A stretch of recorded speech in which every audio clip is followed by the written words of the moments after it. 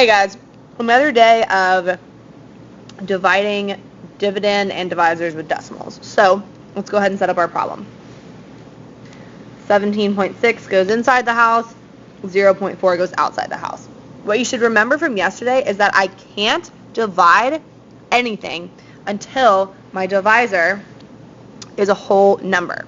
So I have to scoop my decimal until it's at the end of the number. So we're just going to scoop it once, drop it off. And you should remember that whatever you do on the outside of the problem, you have to do on the inside. So if I scooped my decimal one time to get it to be a whole number, I have to scoop my decimal one time inside as well. So now I'm going to rewrite my problem as 176 is on the inside. And now I can cross out my old problem because I'm just dealing with the new problem now. So I ask myself, this becomes a really easy long division problem. How many times does 4 go into 1? Well, the answer is 0. So I'm going to put a 0 at the top. How many times does 4 go into 17? Well, that's like asking myself, how many times can I count by 4s to get to 17? The answer is 4 times. 4 times 4 is 16. If I subtract out, 17 minus 16 is 1.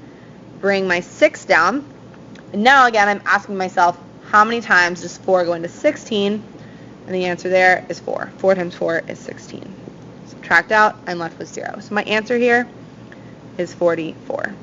Let's do another one. All right, guys, let's look at this next one. 10.68 divided by 89 hundredths. Let's go ahead and set up our division problem. 89 hundredths goes outside, and 1068 goes inside. Now, again, what you should remember is that you cannot start dividing until the decimal in your divisor is at the end and I've turned that number into a whole number. So I know I have to scoop 2 times, drop off my decimal. Whatever I do outside, I have to do inside. So let's do that same thing on the inside. Drop it off. Stay super organized. Rewrite your problem. 89, 1068 on the inside. Oh gosh, let's see how long I can go before I have to count by 89s. 89 does not go into 1, so I'm going to put a 0 at the top. 89 also does not go into 10, so I'm going to put another 0 at the top. 89 does, however, go into 106 one time. 1 times 89 is 89. Whew, I'm going to have to do some subtraction. I can't take away 9 from 6, and I have nothing to borrow from next door. So I'm going to have to go all the way to the end and turn that into a 0, turn my 0 into a 10, and now I can go back to the beginning. I still can't take away 9 from 6, so I'm going to have to turn this into a 9, my 10 into a 9 and borrow, and then I can turn my 16, or my 6, into a 16 rather. Whew, hopefully you can see that. 16 minus 9 is going to leave me with 7, and then 9 minus 8 leaves me with 1. Now, the last thing I can do is bring down my 8. Whew, let's see how many times 89 goes into 178. Well, let's list our multiples. I have 89, and then I can do 89 times 2. 9 times 2 is 18, carry my 1. 8 times 2 is 16, plus 1 is 17. Ooh, good.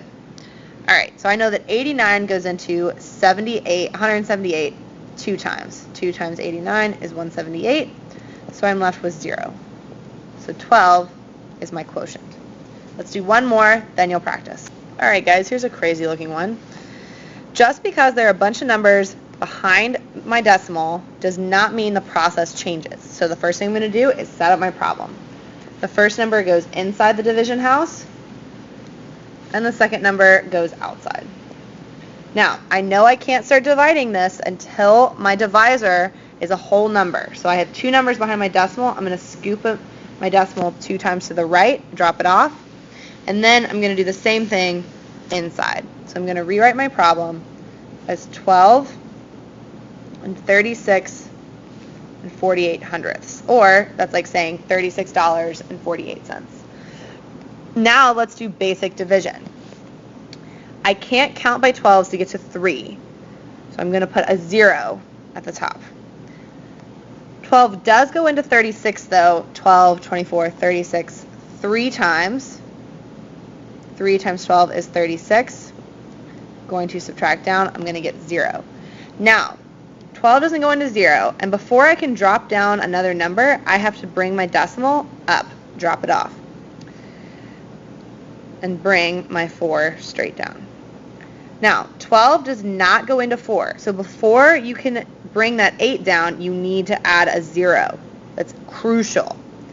Then, once you do that, you can bring the 8 down. And I know that 12 goes into 48 4 times. 4 times 12 is 48. So my answer here is 3 4/100. Or that's like saying $3.04. All right, guys, that's it for me. You're going to practice.